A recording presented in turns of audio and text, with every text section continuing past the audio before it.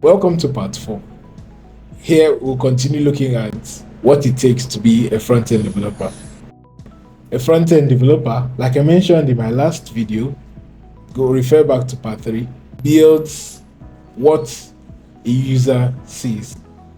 We talked about what they need to do to become a front-end developer, what they need to learn. Front-end developers can start working in as soon as 2 to 3 months of training. Your training never ends. You keep on learning as you work. But in as early as 2 to 3 months, you can become a front-end developer after learning HTML, CSS, and JavaScript for web development. Or if you want to be a front-end developer for a mobile app, you can learn Kotlin, Flutter, React Native, or Swift for iOS.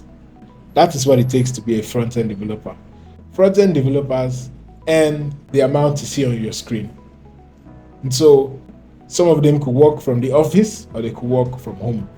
But being a front-end developer, like I mentioned as early as part 2, is a tech job that is very popular.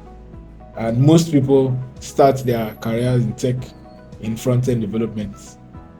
Do you have any questions? Drop them in the comments. Make sure to like this and follow me for more updates. See you in the next part.